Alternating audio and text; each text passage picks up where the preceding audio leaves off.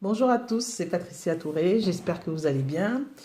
Alors aujourd'hui, je vais faire une petite vidéo, en fait oui, une petite vidéo sur un sujet qui est très épineux dans le couple.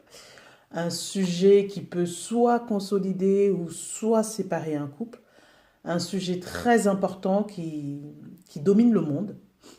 Je vais parler de l'argent dans le couple. Alors, en tant que femme et indépendante, il est important quand on rentre dans un couple, de connaître ses bases, de discuter avec l'autre pour pouvoir ensemble conduire son projet de vie. Alors ça, les conseils que je vais donner, ça concerne tous les couples. Et je ferai une petite aparté sur les femmes. Alors, l'argent, c'est un sujet très tabou dans notre société, que ce soit avec des amis ou avec des collègues. En général, on ne donne pas ses revenus ou alors ses gains, et encore plus dans le couple. Souvent, il y a des couples où, quand les deux personnes travaillent, quelquefois, il y a une personne qui décide de ne pas donner son salaire. Il y a des hommes ou des femmes qui cachent leur bulletin de salaire. C'est-à-dire que le conjoint ne connaît pas le revenu de l'autre. Ça, je trouve ça euh, comme comportement assez grave, parce que je trouve que quand on décide de se mettre ensemble, de se marier, d'avancer ensemble, c'est pour faire un projet de vie ensemble, c'est pour pouvoir avancer ensemble. Et il est important qu'on puisse avoir confiance l'un en l'autre. Il est important qu'on puisse travailler ensemble. Donc il est important aussi effectivement que les deux personnes connaissent les revenus, puisqu'on va faire des dépenses, on va investir, on va travailler. Donc il est important d'aller sur cette base de confiance-là. Alors, donc c'est un sujet qui est très important. C'est un sujet sur lequel, dont on peut parler plutôt dès le début du couple. C'est-à-dire que quand vous êtes engagé dans votre couple, c'est un sujet dont vous pouvez effectivement mettre les bases. Par exemple, vous posez des questions essentielles. Comment on va gérer notre argent?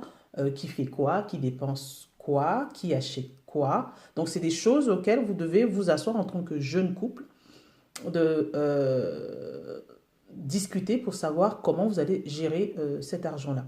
Alors, il y a plusieurs façons de gérer l'argent, mais c'est important dès le début d'en discuter parce que vous n'avez pas forcément eu la même éducation financière ensemble, c'est-à-dire que c'est deux personnes qui se rencontrent, qui décident de se mettre ensemble. Donc, chacun a eu son éducation financière, chacun a eu ses problèmes dans sa famille. Peut-être que l'un est issu d'une famille où ils étaient en manque d'argent, donc il aura un comportement différent par rapport à l'argent. Une autre personne peut être dans une famille où ils étaient aisés, une autre famille où il y avait que des entrepreneurs et donc où le travail et l'argent étaient fortement liés. Enfin, nous avons tous des éducations financières complètement différentes. Nous avons un rapport à l'argent complètement différent. Nous avons des croyances aussi, que ce soit limitatives ou autres, par rapport à l'argent qui sont différents. Donc c'est important dès le début de pouvoir s'asseoir, quitte à prendre une feuille et un stylo, après chacun s'organise comme il veut, de s'asseoir et de pouvoir discuter de l'argent sans tabou. Il n'y a pas de tabou à savoir comment monsieur gagne, combien monsieur gagne, combien madame gagne, parce que vous allez vivre ensemble. Vous êtes sur une union de confiance. Il faut qu'il y ait de la transparence dans le couple, donc c'est normal qu'on puisse aussi parler d'argent. Alors, donc vous vous asseyez et vous discutez, vous posez les bonnes questions. Est-ce que par exemple, on devrait faire chacun son compte bancaire et créer un troisième compte commun, c'est-à-dire que chacun reçoit son salaire sur le compte et on décide tous les mois de mettre un montant sur le compte commun. Par exemple, pour déterminer les dépenses que vous allez avoir, vous prenez une feuille et un stylo, vous mettez, ou un fichier Excel comme vous voulez, vous notez toutes les dépenses que vous avez, que ce soit les dépenses courantes, les dépenses pour les crédits de la maison, pour la voiture si vous en avez, si vous avez les frais de scolarité, si vous avez les mutuelles, les assurances, enfin, toutes les dépenses que vous avez, vous les mettez sur une feuille, vous les divisez en deux. Et donc, ça vous donne le montant, les dépenses que chacun doit faire tous les mois à partir de son salaire. C'est-à-dire que, par exemple, si vous avez décidé que ce montant-là soit de 1000 euros, bah, tous les mois, chacun met 1000 euros sur le compte. Donc ça, c'est une version où vous avez chacun votre compte et vous décidez de mettre tous les mois sur le pot commun, donc 1000 euros, ou sur ce pot commun que tous les prélèvements vont passer. Vous avez aussi la possibilité, c'est la même chose, mais c'est une petite variante, c'est en fonction du salaire de chacun, parce qu'effectivement, l'un peut gagner plus que l'autre. Vous pouvez le faire au prorata, c'est-à-dire que si madame gagne plus que monsieur, donc madame participera un peu plus à l'effort commun que monsieur, ou si c'est monsieur qui gagne plus, hein, vice-versa. Donc c'est une façon de voir les choses. Il y a des personnes aussi qui décident de mettre tout sur un même compte commun. Donc après, tout dépend de ce que vous voulez faire. Il n'y a pas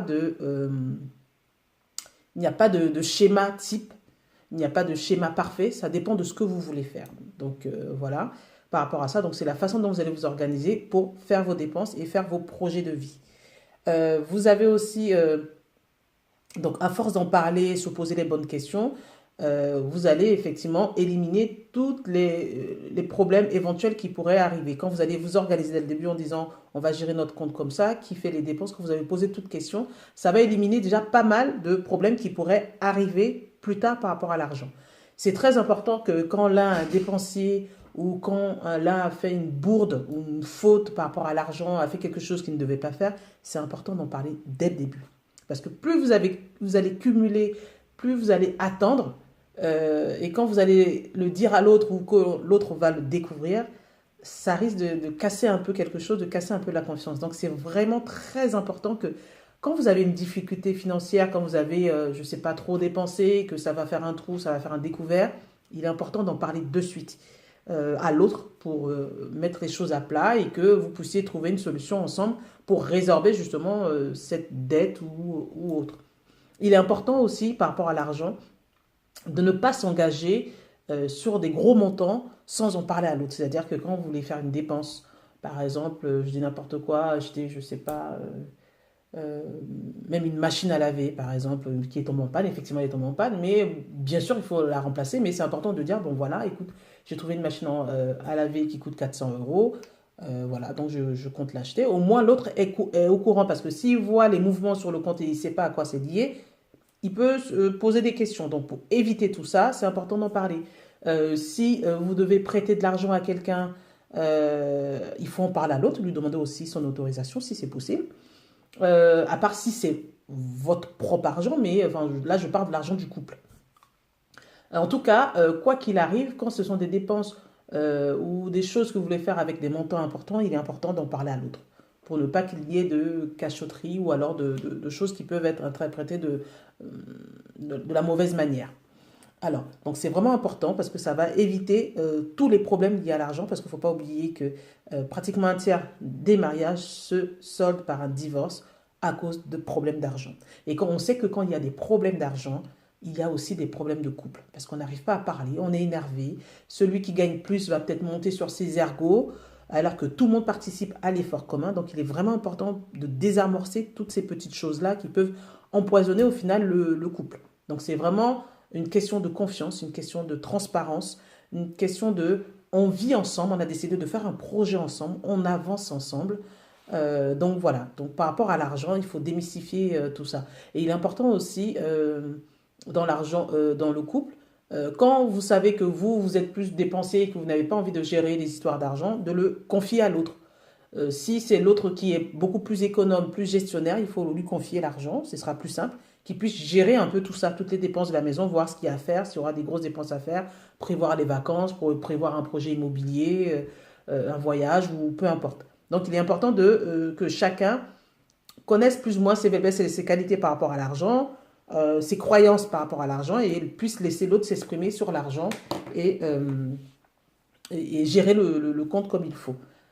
Donc voilà, c'était les petits conseils que je voulais donner par rapport à l'argent dans le couple, parce que c'est très important, c'est cause de séparation. Donc il faut vraiment faire attention parce que ça ajoute du stress dans le couple, ça ajoute du stress et il ne faut pas oublier que l'argent n'est pas le plus important dans le couple. C'est un moteur, c'est quelque chose qui va consolider, enfin logiquement à la base c'est quelque chose pour consolider le couple, c'est quelque chose qui va vous permettre d'avancer ensemble, de pouvoir réaliser vos projets, de pouvoir éduquer vos enfants, de pouvoir, comment dire, vous maintenir dans la société des hommes, puisque tout est quand même, beaucoup de choses sont quand même gérées par l'argent, donc c'est quelque chose de très important, donc il faut faire vraiment attention dans le couple, et plus à l'endroit des femmes, c'est vrai que avant les femmes, en fait, elles étaient, comment dire, à l'époque, quand je vous dis ça, il y a peut-être une trentaine, quarantaine d'années, nos mamans, elles ne travaillaient pas pour la plupart. Rares étaient celles qui travaillaient. Donc, elles étaient sous euh, la gestion, entre guillemets, d'un homme. C'est l'homme qui travaillait, c'est l'homme qui ramenait l'argent à la maison, c'est l'homme qui faisait tout, c'est l'homme qui gérait tout, c'est l'homme qui... voilà, gérait les dépenses, c'est l'homme qui participait à l'économie de la maison et du couple. Donc, ce n'était pas évident pour les femmes de pouvoir s'émanciper par rapport à ça. Aujourd'hui, et donc effectivement à l'époque, c'est l'homme pourvoyait même aux besoins même intimes de la femme, les crèmes, les savons, les sorties, les dépenses, les vêtements, enfin, comme à ceux des enfants. Aujourd'hui, nous sommes dans une société où les femmes travaillent de plus en plus, elles vont à l'école, elles travaillent de plus en plus, elles sont indépendantes financières de plus en plus.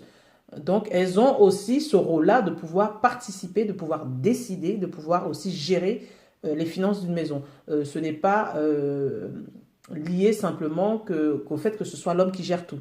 Il y a des couples où la femme gère. Moi, personnellement, dans mon couple, je gère les finances de la maison. Parce que bon, peut-être que c'était plus simple pour moi et voilà, peut-être que cela arrangeait mon mari aussi, je sais pas. Donc, en tout cas, c'est moi qui gère les dépenses de la maison. Dans certains couples, ce sera l'homme qui va gérer, mais là, dans mon couple, moi, c'est moi qui gère parce que c'était comme ça. Euh, faut pas. Il y a certains hommes qui ont ce préjugé-là de croire que quand une femme va connaître le salaire de l'homme, elle va faire des dépenses en conséquence. Non, il y a des femmes qui sont économes, il y a des femmes qui savent ce que c'est que faire un projet. C'est des femmes qui savent investir, qui savent dépenser l'argent correctement et qui ne vont pas être là qu'à acheter des bêtises ou alors des babioles. Donc, il est vraiment important pour les femmes, je pense, d'être indépendantes financièrement. Indépendante financièrement ne veut pas dire être insolente, ne veut pas dire être irrespectueuse, ne veut pas dire être frivole. Une femme indépendante, financièrement, c'est une femme qui sait gérer son argent, qui sait gérer son temps, qui sait gérer ses projets de vie, parce qu'il est important. On est tous en passage ici, mais on va laisser des enfants, on va laisser des gens autour de nous, donc il est important de pouvoir gérer tout ça, de pouvoir anticiper. Et ça va permettre aussi de pouvoir participer aux dépenses et de pouvoir soulager l'autre, que ce soit le monsieur, le mari ou la femme. C'est-à-dire que celui qui travaille, qui dépense, notamment la femme, ça va permettre de soulager l'homme, de pouvoir participer aux dépenses, à l'éducation des enfants, et va pouvoir aussi permettre d'économiser pour pouvoir faire ses propres projets.